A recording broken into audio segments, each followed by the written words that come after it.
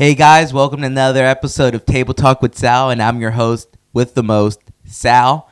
And today I have a very special guest, Miss Jasmin Carbon.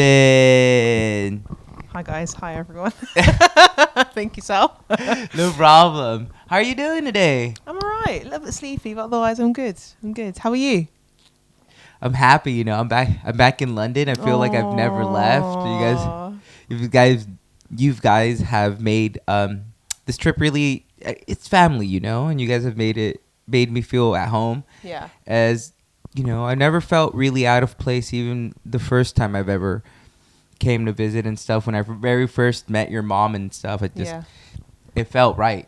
Does the audience know that we're related? Oh no, I don't think I feel like we need to do a bit of background. Oh man. Oh yeah. So for everyone that doesn't know, Jasmin is my sister-in-law. Yeah. But no, it literally hasn't felt like you've left London. Oh, okay. As soon as you came back, it was like, oh yeah, hi, how you doing? Oh, awesome. Yeah. Good. That's how I want to leave. I always want people to miss me, of course, but whenever I come back, it's just like naturally it flows, and it's just the energy is still there, right? Yeah. Because energy never dies. No. Right. But it's not about me. It's about you. Oh gosh. So Jazz. Right. The people really don't know what you do. Okay. I know a little bit of what you do, and I know that you do nutrition, right? Mm-hmm. But I know I'm just generalizing the whole thing. Yeah. So lay it down for us. Lay it down for the comedians. Lay it down for all the people that in America that don't really know very much about nutrition. Because, what we like to do, we like eating, fast food.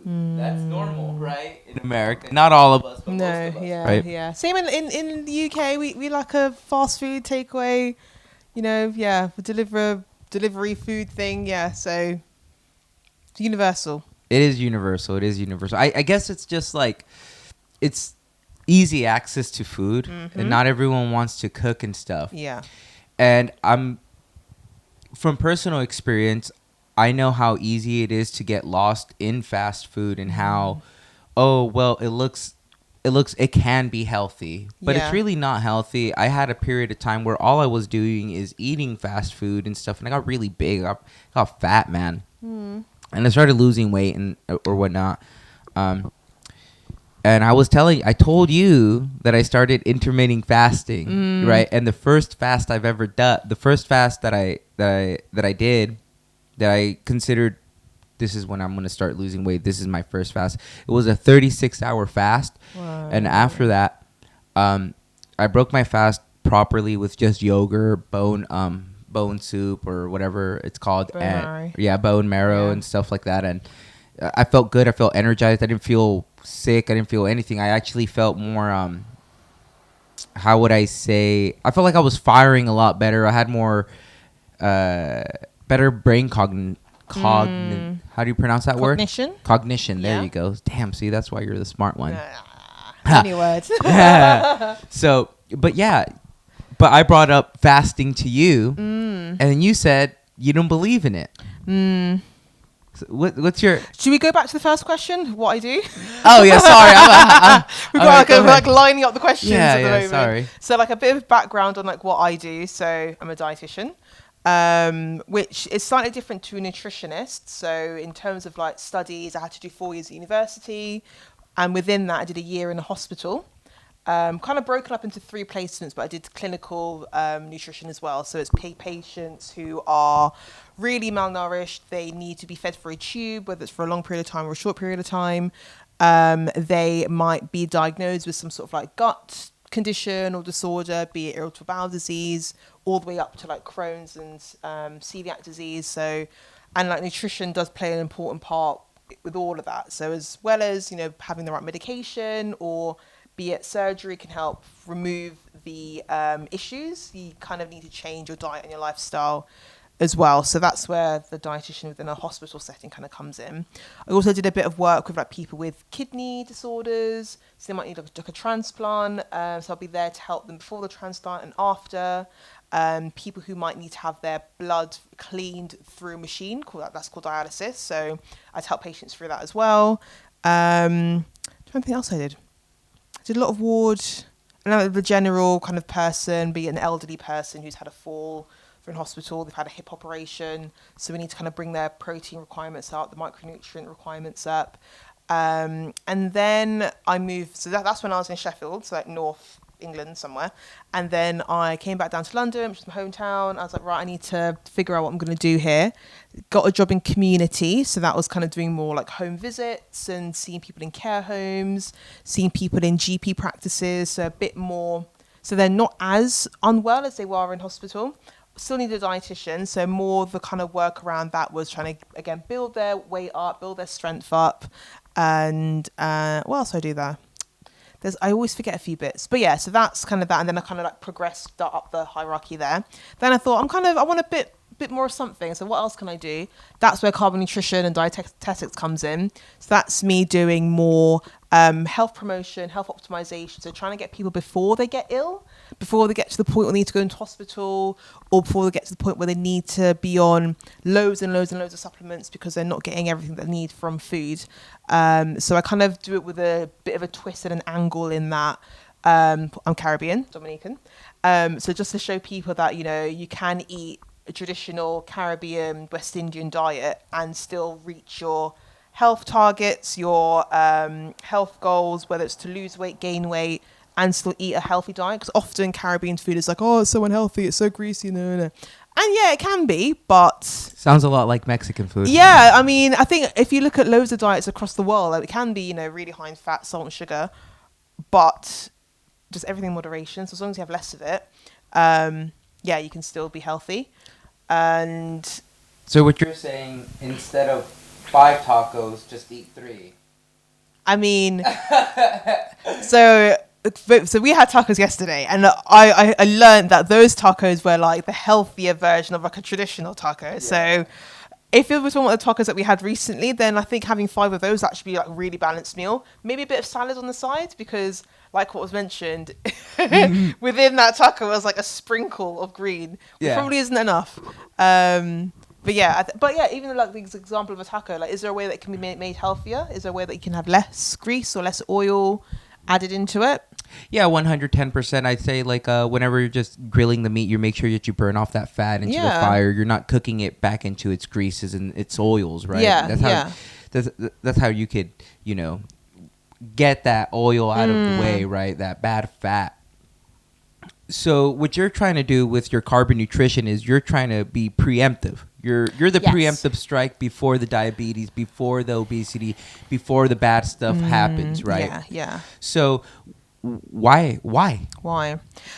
Because it's really sad to kind of look at the community, my community, and just see things like type 2 diabetes, hypertension, cardiovascular risk, stroke, just like on the up. And you look at the diet, you look at the lifestyle, and like, this is why. Like, if you just make a few tweaks here, a few changes here, make that, make that dish a little bit healthier, or just cut down the portion, like, we'd just do so much better. As a collective, we would do so much better. I feel like your diet personally is corresponding to the vibration of your being, right? I know that's a little bit hippy dippy, but it's kind of, I mean, that's where cravings come from, I guess, isn't it? It's not just from, I mean, there are external factors and cues that will kind of promote cravings, but ultimately what you fancy and what you want to eat is kind of from your surroundings, from your environment.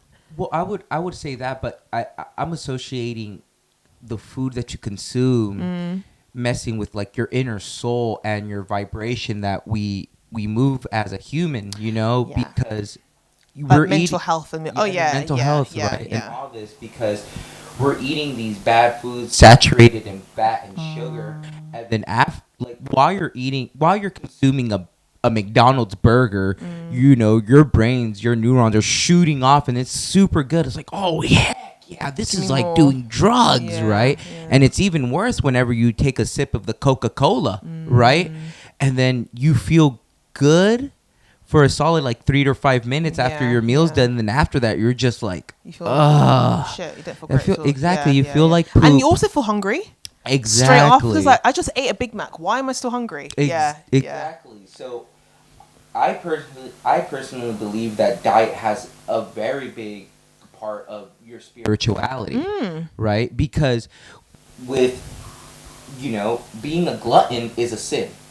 Yeah. Right? Yeah. And I think that's what a lot of us are suffering from the Western world, because it's just like more is more. More is more. Yeah. Right? We don't stop eating regardless. I don't think that any time in the past people were able to eat a hamburger 24/7, But even like on the topic of like gluttony, like if you look through history, being big and having, banquets and big tables of food, that was a sign of wealth and hierarchy and status. So I think for some cultures and some communities, it's kind of hard to kind of break those things down, because if you are small or lean, you kind of seem to be maybe like unwell or poor. So it can be quite. So sometimes like gluttony is like kind of seen as like a luxury. It's like I can actually afford to have all this meat and have all this alcohol and regularly eat like this and regularly go out and eat and celebrate. But it's like actually, it's all for show, because ultimately you're just damaging yourself, really. 110%. And then that's what I was before starting my my fasting and my stuff, because right now I'm in before you haven't eaten yet, have you? Have you eaten? Yeah today. Today well, today's Saturday, and then I'm gonna relax on my fast today. I'm gonna be nice to myself, and I'm just gonna give myself today this break, because I've been on vacation and I still been fasting. But bringing it back, I promised myself. I said, I looked at myself at one of the videos that I created. I created a reel, and I sat down and I saw my belly, dude, and I was like, oh my god, Sal. I was just saying that. I just tucked my belly in. Yeah. I don't know. I was like, oh, let me just. No, Jazz, you're fine, dude. You're good, bro. You're good. But when I saw my belly, I was just like, wow, Sal. Oh no. You're a good-looking dude, but come on, the camera really does add like another 10 to 20 pounds, right? So, but I'm definitely. I told myself, it's like, no, I'm gonna command myself. I'm gonna instill that discipline in my mind. And I'm not going to eat whenever it's not time for me to eat. Yeah. And when I do decide to eat, I will eat properly. Yeah. I will eat right amounts of food with the proper protein and nutrition that I have. Yeah. Right? Yeah. And what does that mean to me? That means instead of breaking my fast with a hamburger or a bag of chips, I'm breaking it with some yogurt and some fruit. Yeah. Yeah. And then in the mornings, I drink water with a pinch of salt and some lemon, so I could get the electrons in my body going. But that's just because I'm on my hippy dippy stuff right now. Yeah, so we get plenty of salt from food. I don't think you can start adding it to water, but we'll get on to that. Yeah.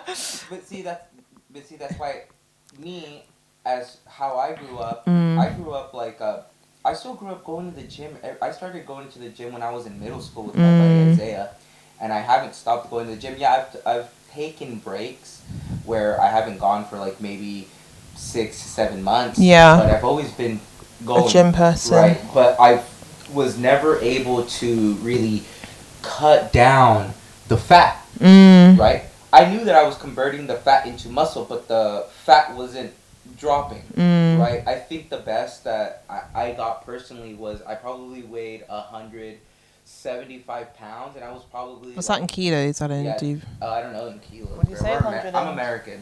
Yeah, I say we, but UK we can't. I mean I can't. What do you say? 100 and.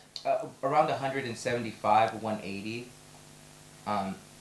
But I was pretty good there because I had Okay. I had pretty good amount. 80 kilos. Yeah, which is a lot, for my height. Yeah. And I have noticed that since starting this diet and losing weight, because since starting the diet I've already lost 15 pounds. The diet of fasting, intermittent fasting. Yeah. And I think what it really is for fasting for me is just not eating. Because. So how do you do fasting? Because I know, and I think what you requoted me saying was that I don't agree with fasting, and I'm more. Okay, let me start from the beginning. There's very few things I am polarized in, and I think intermittent fasting, some aspects of intermittent fasting I do not agree with, but intermittent fasting as a concept of the way of weight loss, it does work, and I do recommend it to some clients for the reason that it does create structure. Yes. In someone, so if I've gone through someone's eating kind of pattern, their diet history, and I can see that there is literally no structure whatsoever, telling them to swap to healthier foods isn't going to be enough, because they are consistently, you know, they're eating, like you said, kind of like breaking their fast, break fast. Their first meal is not adequate. It's not nutritious. It is riddled in, you know, sugar or salt or fat, because they need something quick and accessible, because they're hungry, because they haven't got a good cycle of eating. So kind of instilling some sort of structure via intermittent fasting can help, and it does help. But what we can see from research is that whether you're intermittent fasting or just going on simple calorie reduction, both parties lose weight. But I think it's just down to what fits within someone's structure, within their routine, and what they're able to do themselves. Like, it sounds like, well, I know you've got good self-control, and kind of putting those time constraints within your day or within your week, whether it's time constraints or day constraints, it then kind of creates more structure, so it's easier to follow. And then you can, I guess, meal plan around it. Like I said, you can think ahead. Obviously, you're on vacation now, or holiday now. So you're like, right, okay, this day I want to relax a little bit. I might go back into intermittent fasting, but you know, you're more aware of it. Whereas if it was just simple food swaps, it may not make you aware enough of what you're eating when you're eating. Yeah, I would say, like, for me personally, the food swap stuff, it was a good start, but it wasn't enough. It wasn't enough, because I was still eating, dude. What I found is I wasn't letting my stomach process all the food. I probably was you probably didn't know what hunger was, because like the food is so accessible. You need to kind of get into that place of like, am I hungry? Am I just bored? Exactly. Am I thirsty? Exactly. What's going on? Exactly. And then I also had a bad kind of like a bad relationship with food, because my mom growing up, she would reward me with a hamburger. Oh man, you did it. Yeah. So, you know, I would do good at school. I would do something right, and let's go get you a hamburger. Let's go get you some fries. Let's go get you pizza. Let's eat right. Let's get, you know what I mean? I used to get a little chocolate egg. Oh, see, a little chocolate egg. Yeah. You know. So then I started So then food for me became like a coping mechanism. Reward. It's good. You've done something good. You get, and it's never like, oh, you've done well. Here's an apple. No. It's never you've done well as an apple. No. It's always you've done well. Here's something a bit naughty, a bit cheeky, and it's fast food or something sweet, isn't it? Yeah, exactly. And then even whenever I would be depressed, you know, being comfort. Because it's comfort, right? That's the only thing that you really feel that could be hugging, you know, and it's hugging your insides with cholesterol. You know, it's hugging your arteries. But then it comes down to like the hormones and like your internal being in that, you know. When we have these foods which are high in sugar and salt, we can kind of get a nice serotonin boost, and we will get that, you know, that happy hormone. So it makes sense that we go for chocolate and get something for comfort. Look, I'm gonna be completely honest with you. Food is like dope. That it's drugs. It's often been compared, isn't it? Food, sugar. It's like crack cocaine. Crazy. And I don't doubt it. It only makes sense, you know. Because I mean, if you want people docile, if you want people to listen to you, what are you gonna do? You're gonna feed them nothing but sugar so they can't think. You know, they're always doped up. But I digress. How do we end up here? That's the best part of Table Talk with Sal. You never know where you're going. Sip my tea. Oh, you still work for the man, huh? Heck yeah, see how she's not saying anything. So what'd you think about Boris Johnson? He's not even the prime minister. No, I had to think about that one. I was like, is he still a prime minister? No. He got fired for giving out tea during COVID. Too many parties. Partygate and all that. Partygate. Oh. Yeah. Jesus, Piegate. Partygate. I was about to say you're a pie. Party? No, pie or pizza. Oh no, it's called Pizzagate. Do you know what Pizzagate is? No. Oh man, it's a horrible theory. It's a horrible conspiracy. It has to do with Hillary Clinton in those emails that she deleted and stuff. I guess she was using pizza as a code word for underage children. Wow. Yeah, allegedly, we don't really know, but it's not far from know, like. Oh man, the government's crazy, huh? Yeah. I try not to get involved. Nah, I try not to. I worked for the government. I know. Worked, past tense. God, past tense. I love America. God bless America. God bless Great Britain. Long live the king. Rest in peace, the queen. I'm trying to move out here. I'm gonna be an immigrant. Yeah, I'm just like, just waiting for immigration to catch this video and be like, oh, like, it's a good one. What I'm gonna do is I'm just gonna clip that part of the video. And that way I'll be here permanently, That's your way in. Just like outwardly like declare your love for the country. I love you. I'll start singing. Do you know the national anthem? Is that Sweet Caroline? Oh my gosh, I mean, close enough. I'm cultured, Jasmine. Watch out. I've been around the block. And I've also been around the track to try to lose this weight. Right. Oh, that's what I was meant to do. I was meant to go for a run. Oh, you haven't been on your own? No, I haven't done nothing. Oh, even me on my vacation, I've been getting up and doing my exercises. You've done well. I remember when I came. Now we've completely digressed, but we're so left now. When we came to come see you guys in America, literally didn't do 1 ounce of exercise. It was just like pure in the car. To be fair, in LA we walked. No, San Francisco we walked a bit. LA we walked quite a bit. I just remember ate really, really well in America. I did enjoy it. And we only had 1 fast food place. Do all the taco places count as fast food? I didn't count this as fast food. I didn't count those as fast food. Well, let me just break it down. It's a taco truck on wheels. Oh. It's definitely fast food, baby. Yeah. But by definition. Definition. What do you need a taco? We're there. But you have the mariachi band in the back, Yeah. Awesome. No, you definitely were eating some fast food. How did you feel eating that food? Like your the body tacos and your mind, just your diet in America. So I remember landing and we're in the car, and the first thing we ate was it was a burger. It wasn't Popeyes. Yeah, it was Jack in the Box. Don't ever disrespect. I'll give you one more opportunity. But it was red.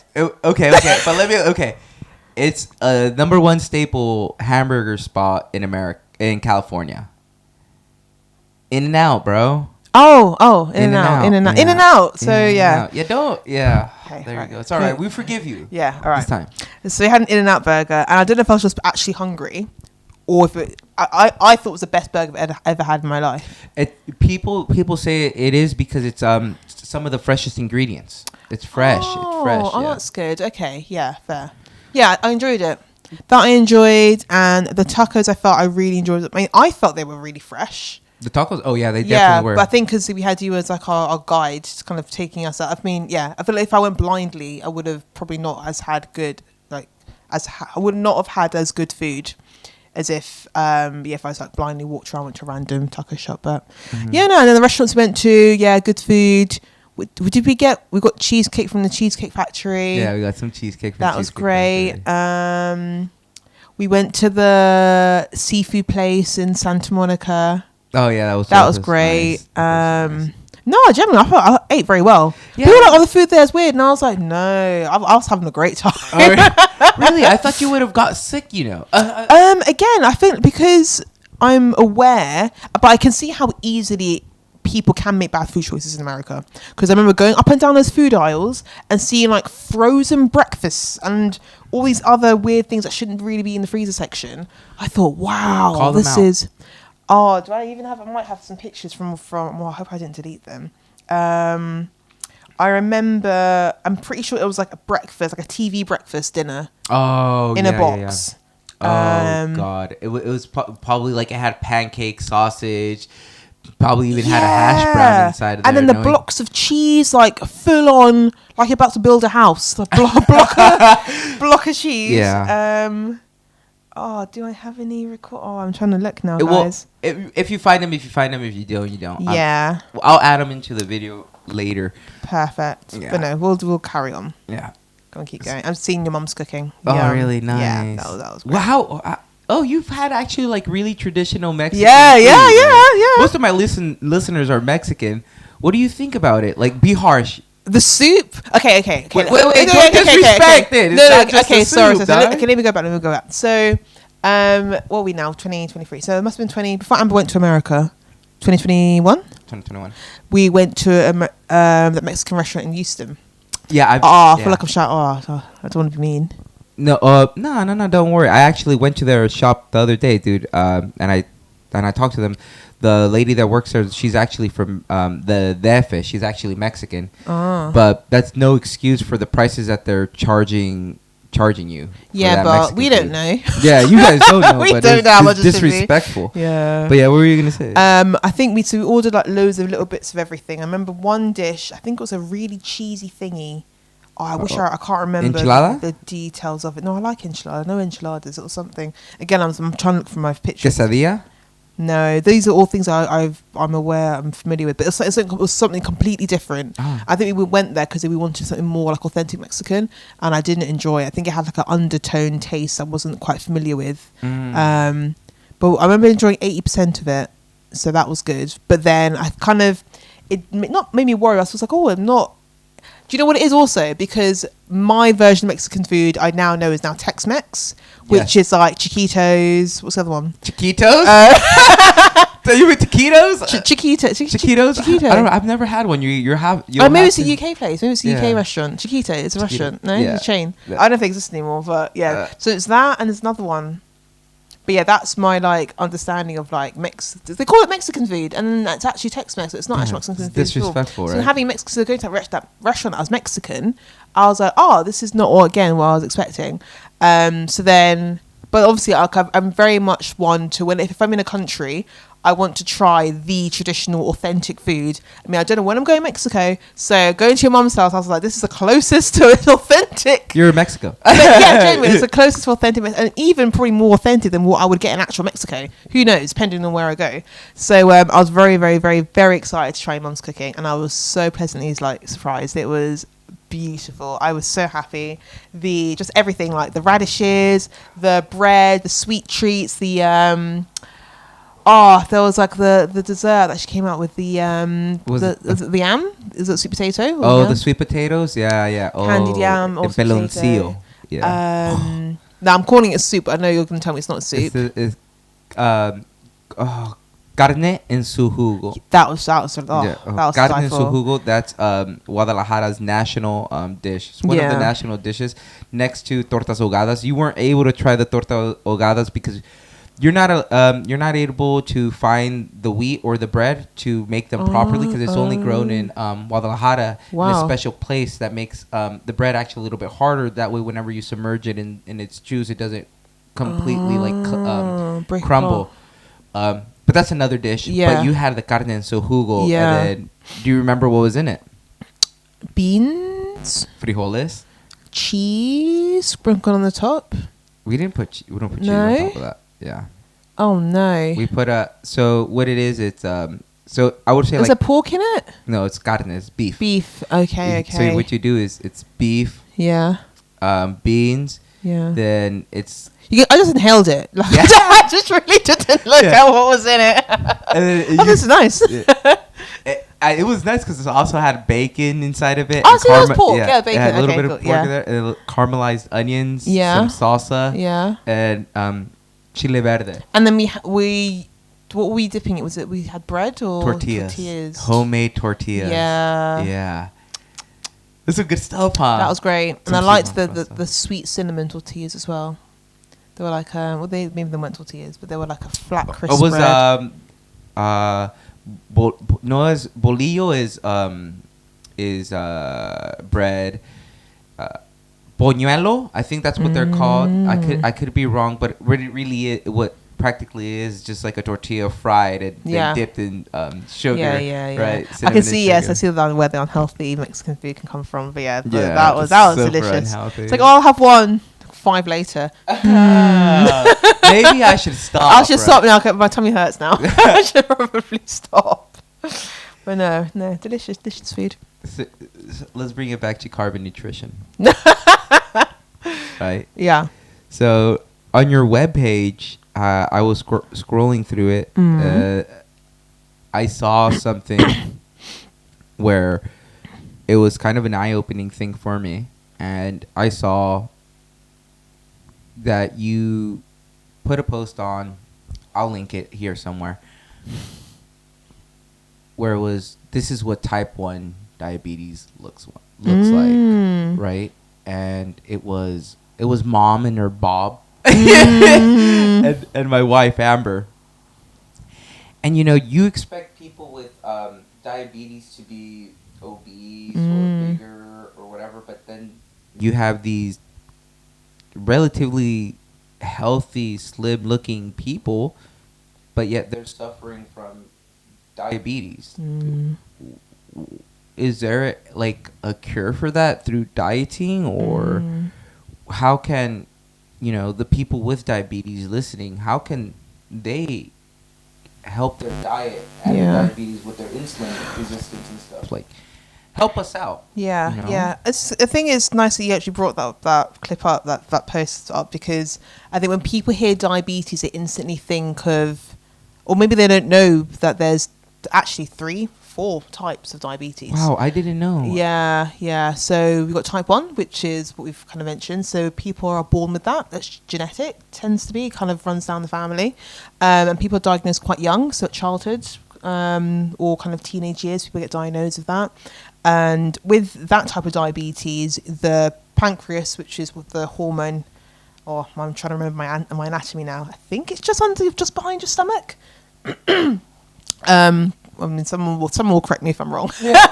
I'm sure someone will. But that's the hormone that releases a hormone called insulin that it's effectively like a key, and it opens up our cells so that the sugar can go in and it can be burned to energy.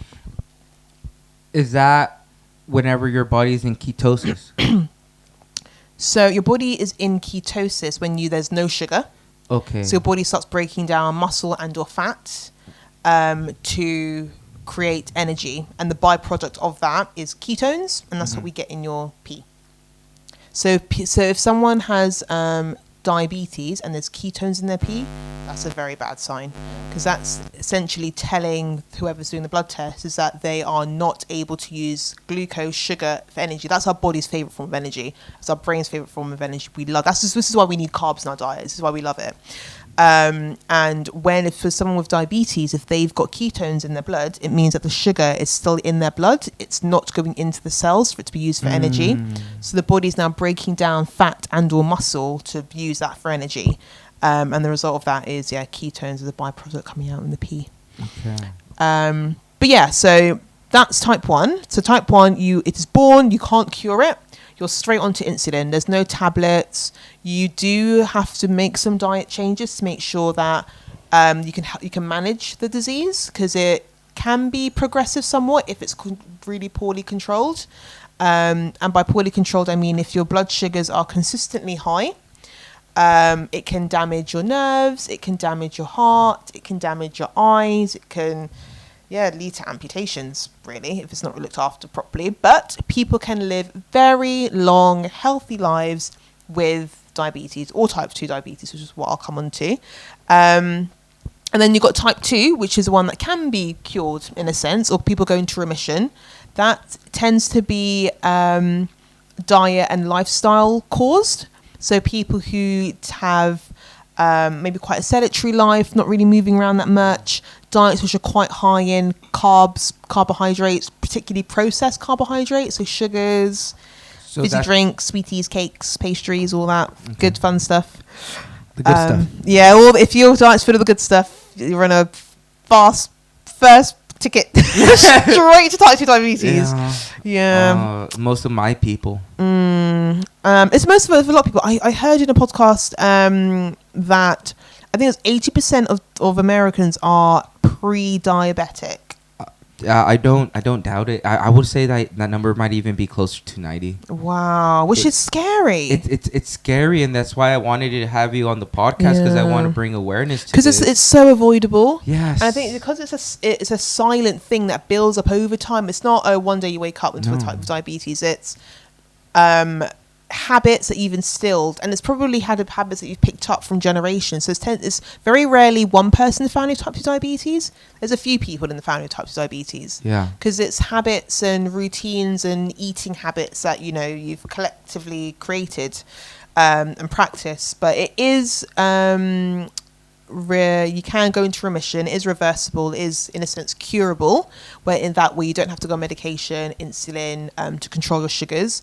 But it does take a lot of rewiring and undoing of some of those eating habits and lifestyle choices. Right. It's reprogramming the brain. Yeah. And just kind of, again, because the effects aren't straight away, you just have to be really persistent and consistent with those changes. So kind of having one day where you just eat fruit and veg, but then going back to fast food the following day isn't going to cut it, Yeah, and that's why it's like with my fasting.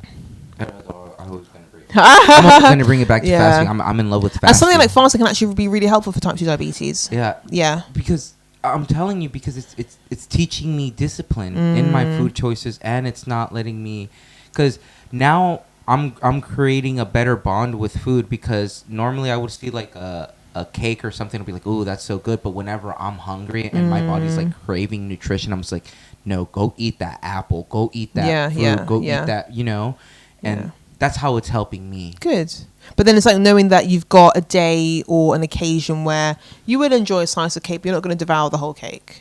Yeah. That's where it goes back to like that self-control thing. Yeah. Self-control. And that's why that I needed to instill that discipline in me with the fasting. I'm only going to give myself this period of time of eating because within my 4 hour, because I normally do a warrior fast, which is 20 hours fasting, like no food, right, and a 4 hour window to eat.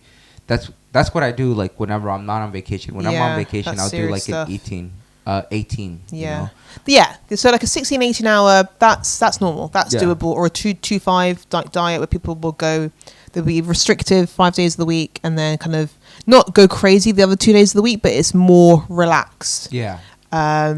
Yeah. I just don't trust myself to have relaxed days. Days, you know yourself, and that's the thing. I think you don't want people to lie to themselves. Like, oh yeah, I want to go on a 20-hour fast, and it's like, and then they, throw themselves into a cake as soon as they see it. That's like so counterintuitive. Yeah. It causes more damage than it does good. Yeah, exactly. That's what I was reading, because the app that I'm using, it's like it's a full body like kind of thing. It measures how long you've been fasting, how much water, and then it also it pushes you to educate yourself on fasting. So it tells you like what you should what you should be eating to refill your body and healthy eating stuff, right? Healthy eating, good. Right?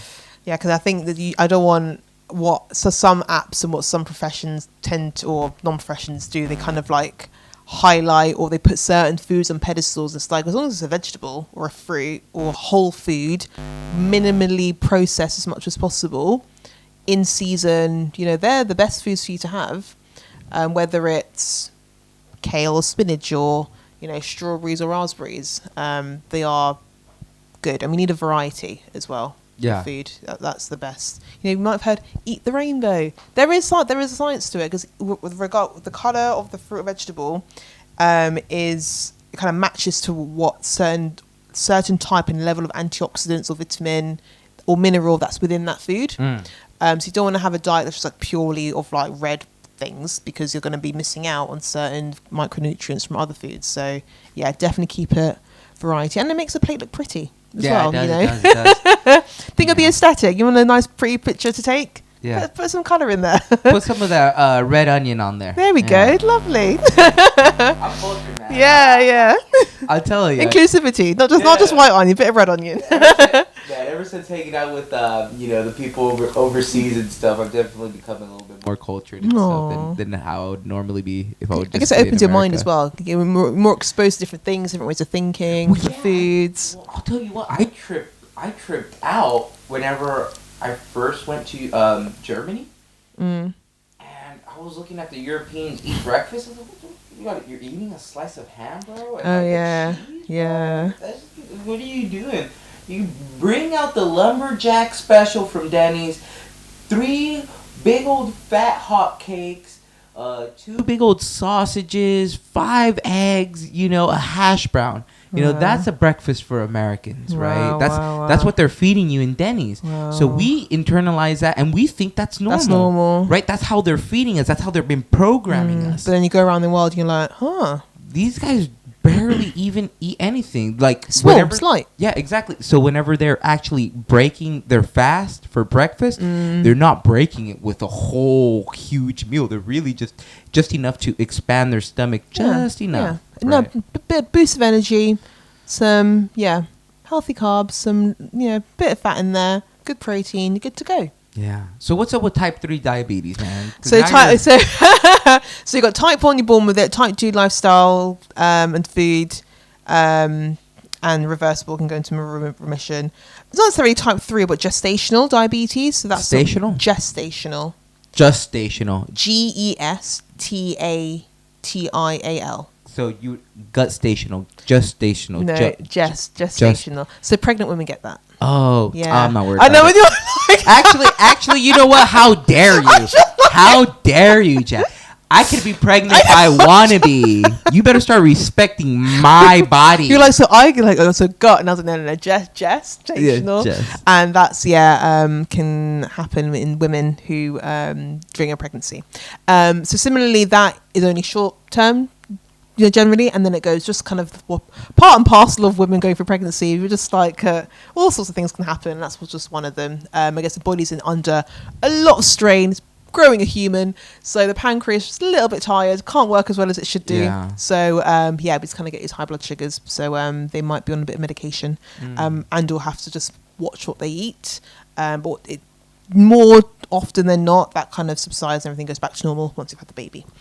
And then we've got type 4, or just like there's probably a better term for it, but essentially as a result of like surgery or secondary to something else that's happened. So it could be that someone's had pancreatic cancer. Like I said, the pancreas is the organ that releases insulin. If that's not working properly, you're going to get diabetes, essentially. So that person, again, might not go straight to medication. They might end up straight on insulin to help manage their blood sugars. Or it could be, as I think I've heard people get diabetes quite later on as a result of stress, just like the body just shutting down, and pancreas being one of the organs that just stops functioning. It could be like an autoimmune response, and it just attacks one of the organs. Unfortunately, it attacks the pancreas, stops working. It could be someone that has a surgery, they've gone to the knife. They could, surgeries go, the surgeon's cutting away a little bit, accidentally poke the pancreas stops working, then you get diabetes. So that's crazy. Yeah, so I feel like that the fourth type was kind of like any other reason, so that diabetes is secondary because something else has happened. But yeah, just to summarize, type 1, you're born with it, not really, you can't cure it, it's you're straight on insulin. Type 2, you develop it over time, but you can go remission and it is curable. Third, pregnant women get it, usually goes. Fourth, as a result of something, be it like a surgery or a disease or cancer. I hear that. Yeah. That's crazy. I didn't know that you could have like I didn't know pregnant women, which is ignorant of me to think, That's all right. Like pregnant ladies would get diabetes. Do you think that would be transferred over to the child? There isn't enough research on that, but it's not necessarily the diabetes that's transferred onto the child. It might be those food habits that the mum has that then the child is brought up on, and then that child will get diabetes that way, as opposed to it being like a gene that they've got from the mum to give them diabetes. Okay. But yeah, I mean, who knows? How long does it normally take for your body to start changing after you make a diet change? Ooh, what? Just one diet change? Well, like say a whole lot. Say you. Say I'm your client. Say I'm your client, and I'm like, hey, Jazz. Yeah. I want to lose 30 pounds before the end of the year. What's that? Sorry, kilos.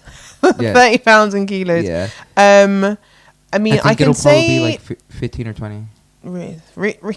30 pounds is 50, 20 kilos? Well, I think kilos like 2.1 pounds. 13. Okay, 13 kilos. Okay. I know measurements. So healthy weight loss is about half to 1 kilo a week. Mm-hmm. So what's that? 1 to 2 pounds? Yeah. Ish a week. Around like 2 pounds a week. 2 pounds a week. So that'll be like healthy, sustainable weight loss, because that's what we want to see. And also, weight loss isn't linear. It's not a straight vertical drop. It's not. And I think some people get disheartened when it's not. Yeah. They go, I've been trying so hard and I've gained weight again, or they're stable. And it's like, if you're doing weight loss correctly, you are changing that fat into muscle. Yes. You are replenishing your body with moisture, with fluids. Yes. Other little things. Are you weighing yourself the same time each day? Because morning weight versus nighttime weight, it's going to be different. Yes. Women, are you doing it at the same time of your cycle? Water retention is a thing. So there's always little things to consider as well when it comes to weight loss. But when it comes to diet, so diabetes, cholesterol lowering, generally 2 to 3 months you should see effect if you're doing diet changes, lifestyle changes properly, because that's the kind of gap we tend to give between blood tests. Okay. So you get one blood test reading for diabetes. It's something called your HbA1c in the UK. Probably called the same thing in America.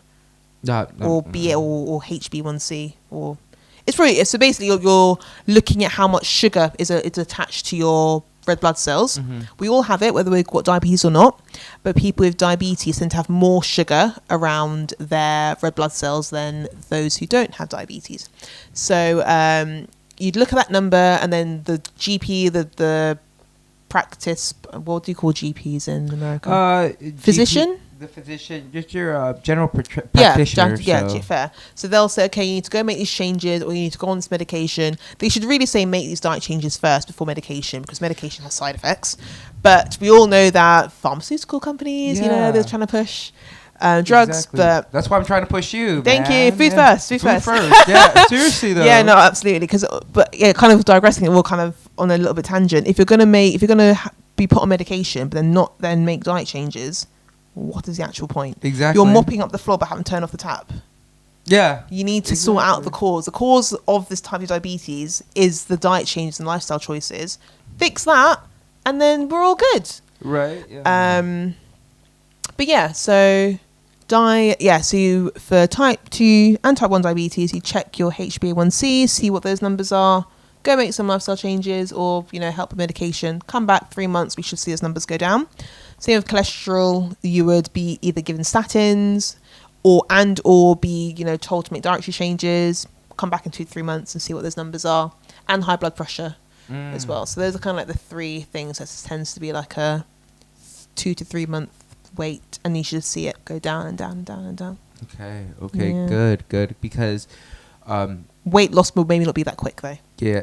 Well, I'll be honest with you. I weighed dude, and this is so embarrassing for me to say, but I weighed myself and I weighed 190 pounds. I'm not even going to bother Google it. No, don't. I'll let you know right now. No, you said that already. That's 80 kilos. Yeah. That is nasty. Like I said, for your height, that's... I'm 5'6". I'm trying to visualize you as 80 kilos and that... But like I told you, I've been working out. I worked out my entire life, so it's not all fat, I would want to say. But I know that if I really want to, if I want to reach the heights that I want to reach, which are to surpass what I've done before in my life, right? It's going to take that next level of diet work, that lifestyle change. And then I just because I wanted to loop this all the way back. You remember when we were talking about how back in the day the rich used to be fat and the poor were skinny. Now the poor are fat and the rich are skinny. So generally speaking, yeah. And it's and also for me is like, if I can't control my body, how can I expect myself to control my reality around myself if I can't even control this, my vessel, right? So then it goes back into the spirituality of the whole thing of food and the connection that we have with it as humans, right? And I think that they were just, I've never seen a fat king, only in TV and stuff. You know I mean, Henry VIII was huge. Who? Henry VIII. Henry VIII? Yeah, the one with the 6 wives. You see paintings of him? Big guy. Oh, he was Muslim. You're so he funny. had 6 wives. No, come on. Individually. Oh, he was Jehovah's Witness. No, I'm stop sorry. it. No, stop it. I'm just kidding. He was one of my favorite kings. I'm bad, Jazz. I'm sorry. On my face, I was just like, wait, what? Sam, shut up. I was like, no, he wasn't. Well, isn't that guy who was a king that made his own religion? That's him. That's the one. That's the one. He's like, oh yeah, I want. He's kind of, you know what I mean? He kind of. That guy made his own reality. He said, you know what? God says I can only have one wife. I don't. No. He's like, I don't like this wife. I don't like this one. I want a new one. I want a new one, and now I'm back. So it just goes to show you can really create your own reality. It's not the game you're playing; it's the rules you play by. Really though, it really is. But that's why I want to put that discipline in my head, and once I'm able to, and I've always told myself this, which is so funny. It was like, Sal, whenever you have a 6-pack, man, your whole life's gonna change. And I've always told myself this, but I've never had the discipline to make that change. But now I will. Good. I'm gonna force myself. And it's all self-discipline, really. Yeah. But enjoy it still. Don't do it to the point where you're miserable. I'd rather be miserable and sexy than fat and ugly. No, I'm just kidding though. But no, I'm not really kidding. But I definitely want to be healthy, and I'm enjoying the journey. That's the most important thing. Yeah, you're enjoying it. You're feeling good. I feel so much better, Jazz. Like I said, my brain function is something that I'm happy to have, and it's all connected. Because we talked about kind of like the spirituality, but it's also like your mindset, your health and well-being. Genuinely, there are actual proven studies that even your gut is healthy, when you're eating a good diet, when you're physically active, when you're outside in nature, your mind is so much better, you're so much healthier, so much happier. Yeah. And vice versa. Like if your mind is happy, your gut tends to be happy. So it's all connected. I need to get back into the gym. I'm on a gym break at the moment. I'm generally missing it. Like I feel tired. Isn't that weird? Like I'm not active as much, and I'm feeling more tired. Yeah. Isn't it crazy how your body works? Because it's kind of like, you know what I think it is? I think it's because our bodies, us as humans, we're designed to be walking around. We're designed to be hunting and gathering and doing stuff. Look at our feet. This is meant to be walking on the ground. We're meant to be walking on This is the way we're built. We're meant to be active. Yeah, we're not even supposed to really have shoes and stuff like that on. But it's like, I think is the less work that you do, your body's just like, I guess we're dying now. It's just like, I guess we don't need that. It's I'm just going to slow down. That's how our metabolism drops. I feel like this is going to go on for ages. We've kind of got into a whole new realm of conversation now. But we'll talk with Sal, baby. But I know a lot of people try to kind of input all these different foods and drinks and supplements and powders to boost the metabolism. I'm just like, if you were just to move about a little bit more, work out, lift weights, whether it's your body weight or actual iron, your metabolism will increase. Why? Because you're building metabolically active material, muscle. So once you've built that, just by sitting, your muscles are working. You're burning calories, you're burning energy. So it's so important to stay active. I can't stress that enough. Yeah. Yeah. Just like how you said it, it's like you start feeling all slow. Yeah. If I'm going to the gym hard and I'm doing good workouts, dude, and it's like, there's a difference between feeling like sore than to feeling like bad, body bad. And I say if I work out hard for like a whole week for six days, and then I miss the gym for like a day or two, after a day, I'll be okay. Yeah. 2 days, I'm starting to feel like, it's gonna feel right. Yeah. Then on the third day, I'm just like, why do I hurt? You just stretch it out a little bit. Exactly. Then you go to the gym, you go for a run, you're like, I feel better now. Okay, cool. Yeah. Now I'm normal, you know? And At least you guys out here in the bigger cities, at least you guys are able to walk around, go to the park and stuff. But where I'm from, where my people, we really just drive everywhere. Yeah, that was like, my mind was blown. I was it's sad because the city, it's built for you to have to drive. Exactly. Like, it's not built with pedestrians in mind. No, it's not. They don't care. They don't, dude. And it's so messed up to see, like, America. They don't, dude. I love America, bro. And this is why I'm saying this, because I love America and I want us as Americans to thrive. The people in power, they don't give one F about us. They don't. Because if they did, then they would put dietitians. You would have to go talk to a dietitian before you would have to go talk to a practitioner. That's what I think. I think you need to go fix your vessel before you have to go get a pill that's going to be like, oh, this is going to make everything better. It's a plaster. I even believe that you could fix ADHD with exercise and discipline and with diet. Yeah. I believe that you could probably, don't quote me, dude, and take this with a grain of salt, man. Yeah. I think you could even probably fix, herpes, STDs, cancer. I think that if your body is sound enough and your mind is connected to all your muscles and your cardiac vascular, your vessels, you should be able to fight off disease, because the human body is a supercomputer. I think this is where the preventative stuff comes in. Not so much the STDs. I feel like that, I mean, you have to physically be preventative about that. I don't know, dude. I read, I listened to a lot of, what is it, Dr. Sebi? Rest in peace, man. He said just drink a whole bunch of papaya juice, you'll be straight. Oh, yeah, no. We don't. I don't quote him. We don't quote him. No. You don't quote him because Big Pharma told you not. No, to, not generally. I've read his stuff. It's like some of the essence of what he's saying. Yeah, minimally processed, as natural as possible, fruit and veg, 100%. But the hierarchy of like alkaline this, acidic that, and I'm just like, nah, this is where he's lost me. So you don't believe like in drinking alkaline water and stuff? No. Really? It's not a belief. No. It's not a thing. It's not a thing.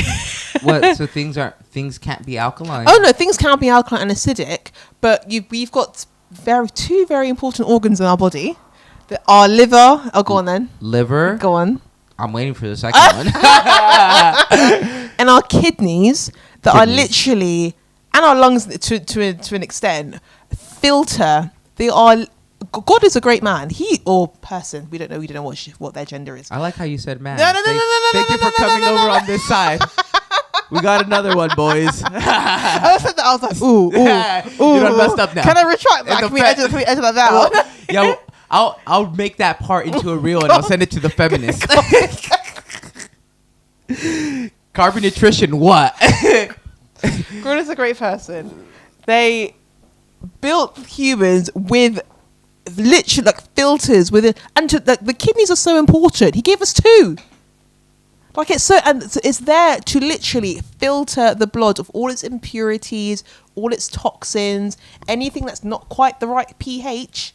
The kidneys sort that out. Same with the liver. All these pharmaceutical things that we're adding into our body, the liver sorts all that stuff out to the point where the liver can actually regenerate itself. You don't even need a whole liver. If part of your liver's gone because of surgery or some sort of disease or cancer or something, you can still live with part of your liver. It is that important that God created that you don't even need, like, to have a whole liver and 2 kidneys is amazing. But if you've only got 1 kidney and part of your liver, you're still okay. You'll be fine.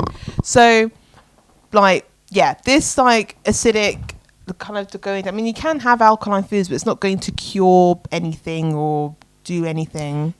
Do you think it wouldn't even like boost your energies? Fruits and vegetables boost your energy, but even more so if they were alkaline, or does it matter? Doesn't matter. And I think people always say, "Oh, I feel so much better because I got alkaline." But yeah, what was your diet before? Because if your diet was McDonald's greasy food, of course you're gonna feel great. Of course you're gonna feel amazing. I feel so much better after this alkaline. You've gone from like how many liters of beer to water, or to alkaline water. Yeah. Of course you feel great. You're drinking more water. I don't drink any more Pepsi, just alkaline water, and I feel great. I actually. It's not the alkaline part that's done that. I'm telling you now. It's the water part. Might be just the water. Okay. Yeah. Now I'm gonna challenge that. Go. Because you drink water from the tap. I'm in the UK. You know what? Okay. Yeah. Okay. Yeah. Let me. Because I was gonna say the water in the UK. I mean, this is. I'm in London as well. This is Thames water. They have her brainwashed, bruh. The water is not alkaline. Do you know what it is? It's far from alkaline. It's pretty like chlorine and God knows what else is in it. I think someone told me, oh yeah, tap water's been like recycled 5 times. I'm just like, whatever. So how I justify it, I'm like, well, my body needs something to fight because everything's washed and sterile. I need to give my body something to do. I don't want to be allergic to. I mean, I have hay fever already, so I'm one of those people that suffer a little bit from hay fever. But I need my immune system, the immune system that God gave me. I need that to do something. So yeah, let me drink a bit of tap water here and there. Why not? Oh, bad knob. Oh. It needs something to do. I remember the first time I was over here and I was so dehydrated from going out the night out, and I was like, I need water, and I drank water from the tap. I felt sick. Yeah. I felt even more thirsty. That's your guys' tap. I don't drink. And it tastes different in different parts of England as well. See, and you guys are seeing. Yeah. The only water that I drink from the ground from the faucet is water from Rome. Fair. Oh, you'd like bath water then, but the city. Bath water, boy. I don't like bath water. What are you trying to say, Jazz? There's a city called Bath, and but they got Roman baths there. That's why it's called Bath. Okay. So you might like. But I'm not drinking bath water, though. No. I'm drinking good water from the aqueduct. Lourdes in France. You'd like that's holy water. Lourdes. Lourdres. Lourdes, something like that. It's like a holy land. And where does that water derive from? Oh, I thought so. Why do you like Roman water? I like Roman water because you know how you could just. I thought because that's the Vatican. I think that. Oh right. Nah, oh right. That's not your reason. Being religious. Oh right. That's like you'd like Bath then. Oh, okay, fair enough. No. I like the Roman water because you could go up to the fountains and just put your canteen there, and they just have like those water spouts coming straight out of the ground. You've been to Rome. Yeah, no, I've been. Yeah, no, that's one. For the people that don't know about Rome, whenever you go to Rome, don't buy any water. Just buy a water bottle. Yeah. And then there's spouts giving out fresh, drinkable water. And I'll tell you what, that water there has been some of the best water I've ever drank. Yeah. Yeah, they're doing something right. I don't know what they're putting in there. It's probably just a whole bunch of dead Roman bones, but whatever. That's a whole bunch of nutrition our body needs. The second coming is coming, phosphorus baby. and calcium in that. Yum. B12. But in Amsterdam, yes, in the Netherlands, they you can drink water from the toilets, the public toilets. That's fucking disgusting. I know. My friend told me that. I was like, wait, what? Yeah. You can just smoking too much weed, bro. You can refill your water bottles anywhere in Netherlands, but yeah. Yeah, no, I wouldn't do that. The nicest water, again from like a friend, she's travelled quite a few places, she said was in Iceland. In Iceland? She was like, even just the air was just so clean and the water was just like pristine. I would love to drink it's like glacial water, isn't it? You're getting it from the ice caps. That's cool. That's like pure. They're getting it first because from there, then it trickles down to the rest of us. I like that. Well, did you know that water is alive? In what sense? You got like microbes in there. Well, in the sense that it's a living thing. Like I think. Talk to me. All right, this might be a little bit left field from you. Okay. But water has feelings and stuff, man. Okay, he lost me. Because whenever you put like vibrations in it, it moves, right? And when you talk to it, I'll show you videos later because I know that you think I'm crazy. But that's just it responding to it's just vibrations. It's just But like there's like videos and stuff of people like saying thank you to their water, and their water actually like chemically changing. I'll have to pull. You're gonna have to show me this, But it's like plants, Oh yeah. I know if you talk to plants, it grows better. And what are plants made out of? Water. Carbon. And water. What are we made out of? Carbon and water. Water. So is it too crazy to think that water has some type of spiritual? No, there's no carbon in water. You got me there. Yeah, no. There's not any carbon, but we're made out of water, so it's why can't that be spiritually connected? You know. So, but that's just because I'm going through a whole spiritual like awakening kind of thing right now myself, and I'm just trying to put meaning into everything because I think everything does have a meaning. You know, that's why I believe the power of your diet has a lot to do with the rising of your consciousness, right? You're eating right, you're thinking right, your body's not, sluggish, you're more alert. Do you think as humans we're supposed to be consuming as much protein as we are? I'm saying like dead animal meat. Nowhere near as much as we are. Nowhere near as much as we are. How much times a week do you think we should be consuming like a red meat?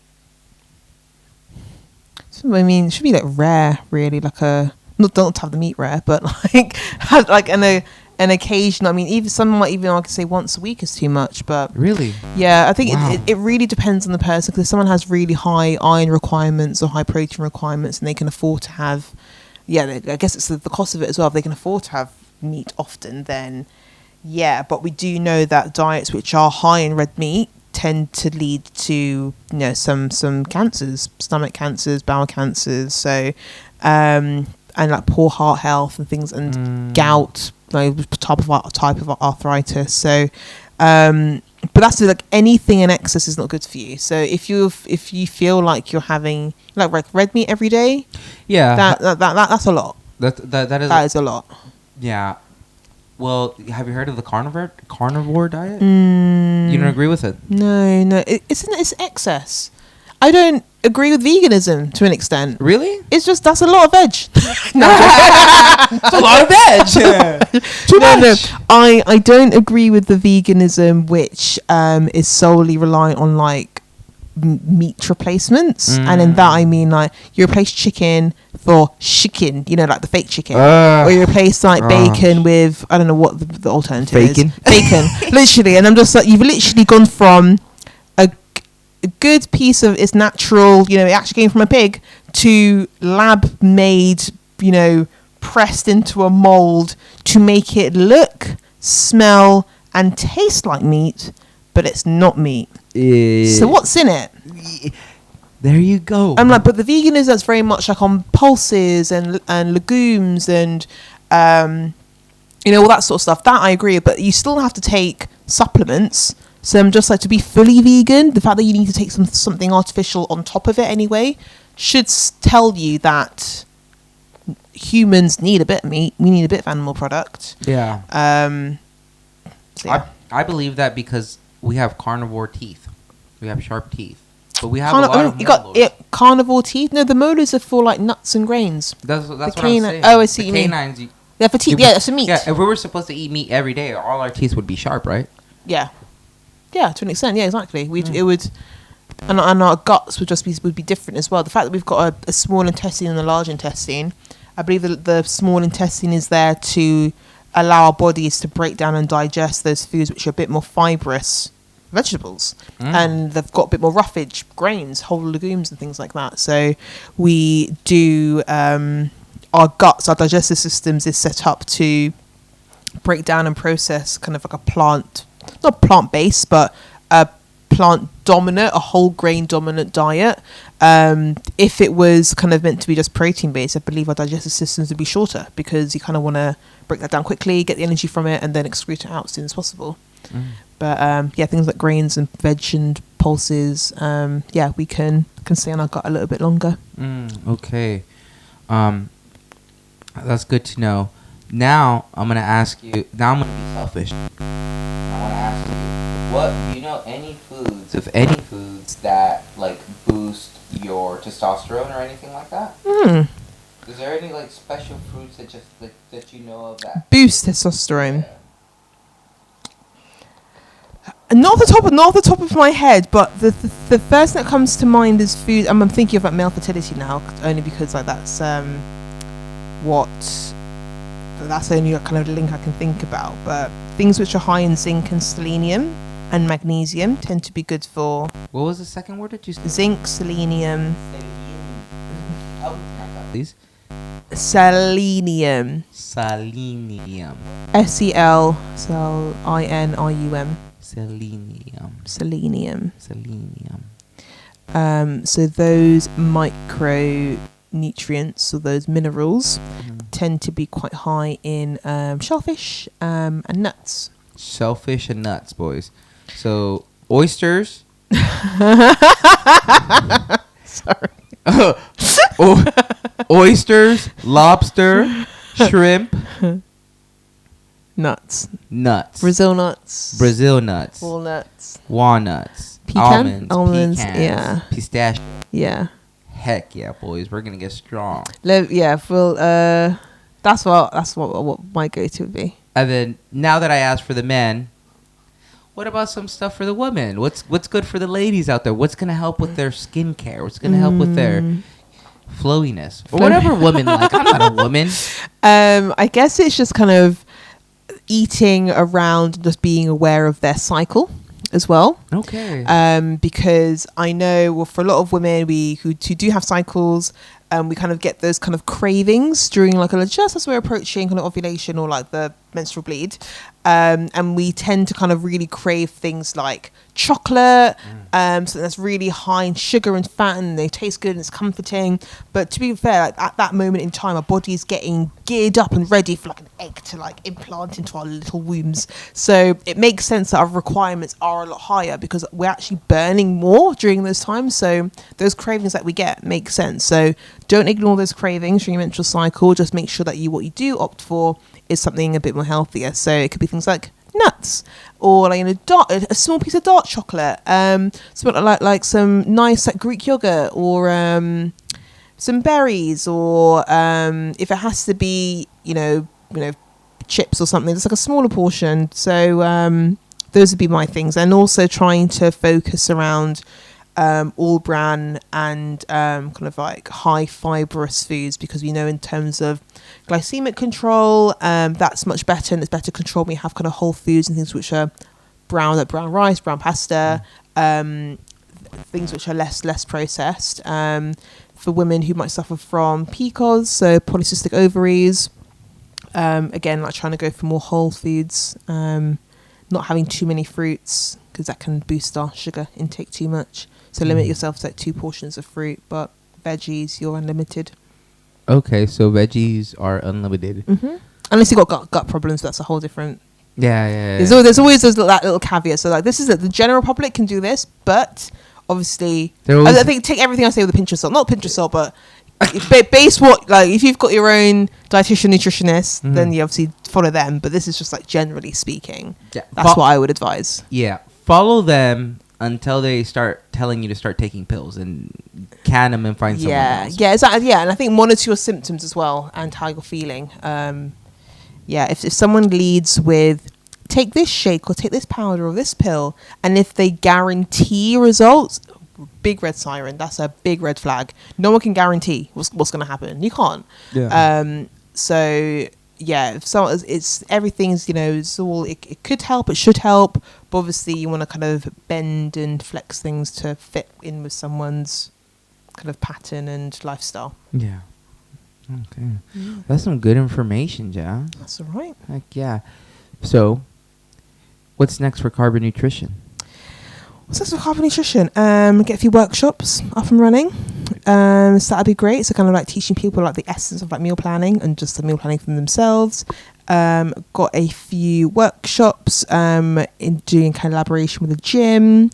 What else have we got doing? We've got, gosh, you really put me on the spot here. What else have Carbon Nutrition got? I'm just going, not so much going with the flow, but kind of like taking on the clients, kind of helping them on their wellness journey, their health optimization journey, and just like kind of busting myths and kind of trying to be a voice to counterbalance all the nutrition nonsense I see sometimes. So what you're trying to do is you're trying to defeat bro science, huh?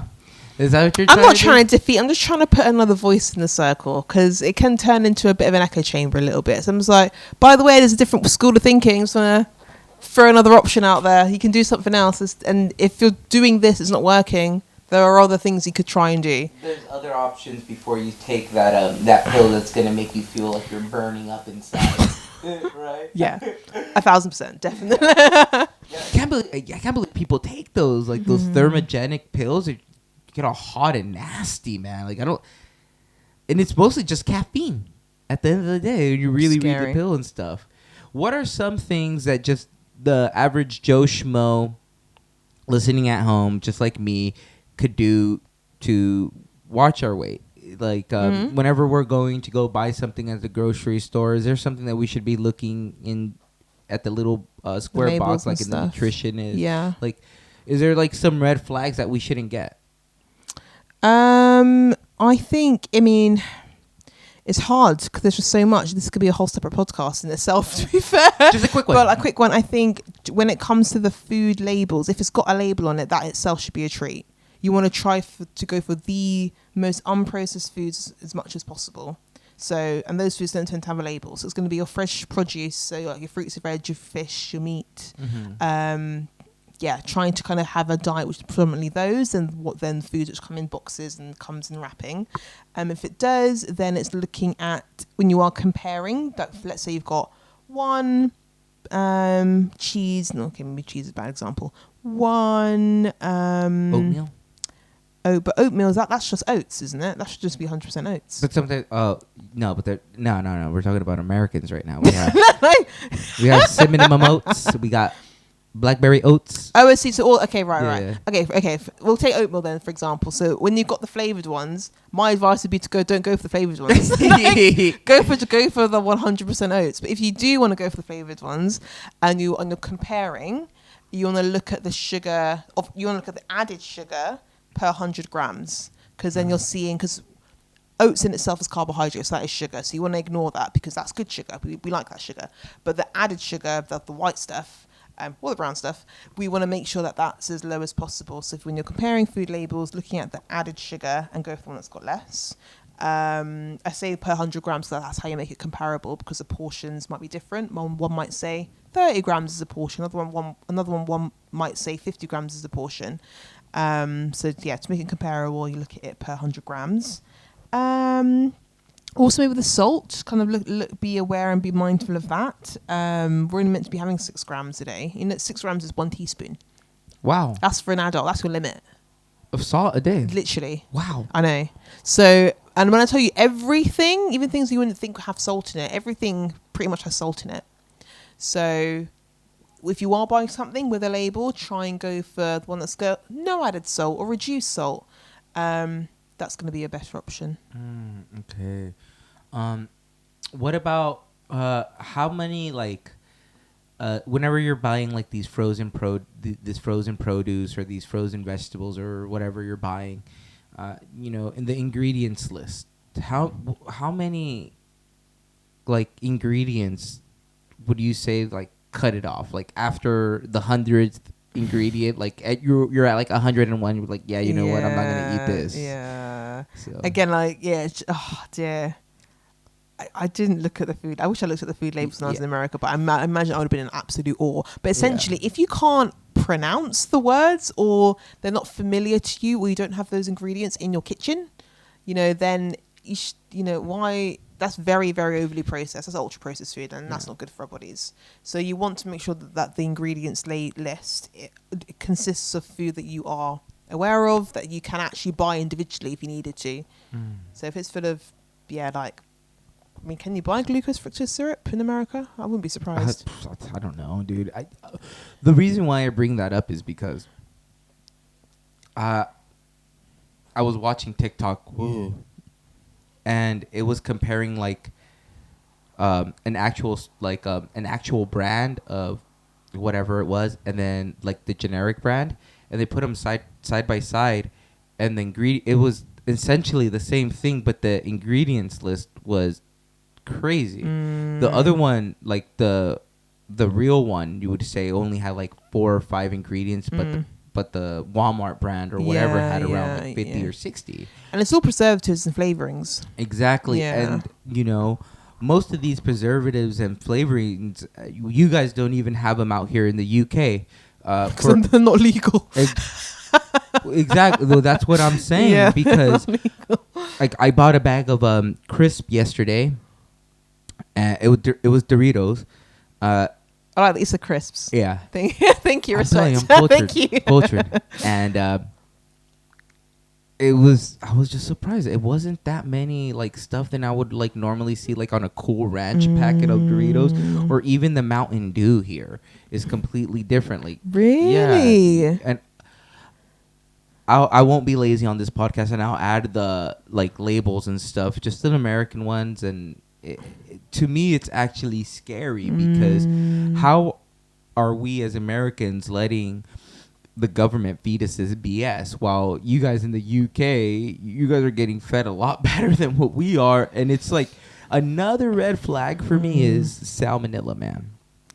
How the heck does America have salmonella, but the European continent and you guys don't have no salmonella? What, on your chicken? Yeah. That was mind blowing. Remember when Amber was saying like she has to check the labels of the chicken to check there's no chlorine on it. I'm just like, wait, what? What do you mean? Yeah. Why is there chlorine on the chicken in the first place? Oh yeah, to kill the salmonella. What? And you know how scary that is because I don't think that they're just like spraying the Clorox with the wipe. No, they're submerging these chickens. They're probably submerging these chickens for a few minutes to hours in this Clorox. Dude, you're just tainting that meat, bro. That's going into the meat, and then we're consuming that. Yeah, but they're like all those microplastics that we're consuming. Yeah, because of the fish. Because of the fish, but yeah, and just because like things that are just overly like packaged in plastic, so you kind of get things minimal packaging as much as possible. And it's true too, because I remember when I was overseas and I was deployed, we would have water from because we weren't allowed to drink their water, their national water, so they would bring us water in their water bottles and stuff. And sometimes it would be old, and you take a drink of that water, and it just tastes like straight plastic. It just tastes, and you would be like, "Oh, this is disgusting." It's honestly, it really upsets me, and it makes me angry that us as a people, as humans, as a race, that we're being led to destroy ourselves. They're leading us to destroy ourselves with the food that they give us, right? And it's not that. And the most messed up part is they're not force feeding us this food, but they're allowing us to make this decision, right? Yeah, and it's all packaged very pretty, and there's offers, and it's cheaper than what otherwise would be a healthier food choice, and it's just so appealing. I mean, that's why there's loads of restrictions within the UK anyway around like advertising and like where they advertise and how they advertise. Certain sweets and certain brands can't be advertised before 9 p.m. Wow, I didn't know that. Yeah, to prevent children from having too much access and to be stimulated by, not so much stimulated, but to be aware of certain foods and brands. And and it's not even like it's a bad brand, but it would be something like Deliveroo or Just Eat or Uber Eats. They will, there's a cutoff into what point they can be advertised, or certain fizzy drinks. They won't be advertised before a certain time. Even like there's a whole thing about where fast foods are built, and you can't, I believe there's a campaign that you can't build certain fast food outlets like near schools. Wow. Yeah, to prevent children from having access to these. I mean, so the ones that already exist, they're there and they're thriving. Shout out to all the chicken shops who are doing very well right now. But to try and build a new one near a school, it's not going to happen. You can't do it. Go into a supermarket and see where the sweets are. They used to be by the till. They're not by the till anymore. They're not. It's healthy snacks and chewing gum by the till. The sweets are far, but before, I remember when I was a child, you go to the till and that's where the sweeties are in a large supermarket, but they've moved them. So the government, they are trying to do stuff. Even the fact that like there's a sugar tax as well. That's crazy. Alcohol tax. Alcohol's much more expensive now because they're trying to get people to buy less of it, but to be fair, people are still going to buy it. They're going to find the money somewhere. I mean, you guys are a drinking people. Yeah, it's a little bit of a deterrent, but it's not enough. People will still drink and find the money to. How are we doing for time? No, we're good. Yeah. I might have to stop kind of. You want to taper this off? Yeah, okay. Before we go, I just wanted to shine light, and I want to give you your flowers. Aww. Because I'm very proud of what you're doing, what you're doing for the community, what you're doing for the world, really. Thank you. Honestly, because you have a lot more stuff planned that I didn't want to bring up on the podcast because I don't want anyone taking your ideas. But in all honesty, Jazz, super gassed for what you're going to come up, because you're going to be a big boss lady in this whole dietitian world. You have it in you. Thank you. And then you have the drive and stuff. And even even after all those praises, I want to ask you one more thing before you go. Go for it. Let us know about your bike ride journey. Please. So, yeah, guys, I'm cycling to Brighton from London. Oh, no.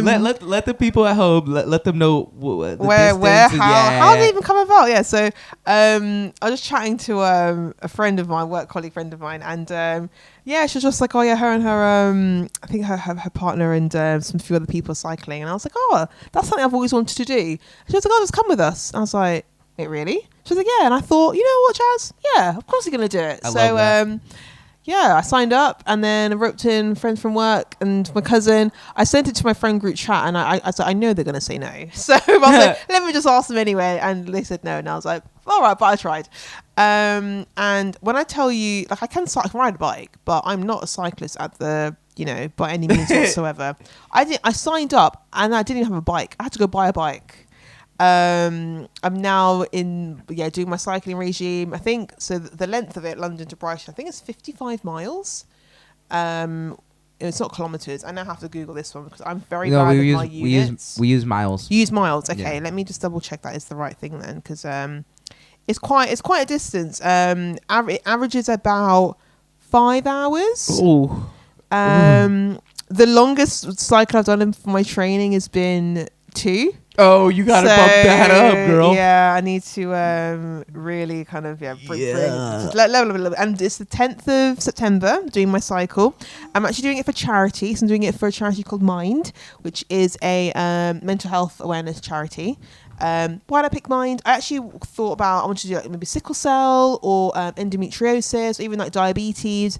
But to be honest, I just couldn't see them on the drop down list. And for the ones that I could see on the drop down list, I was like, okay, Mind resonates with like myself, and I know with a lot of people. And regardless of what situation you're in, everyone goes through a bout of mental health. It's good that people are more open about it and talking about it more. And I think someone once told me like mental health is like almost like having a cold.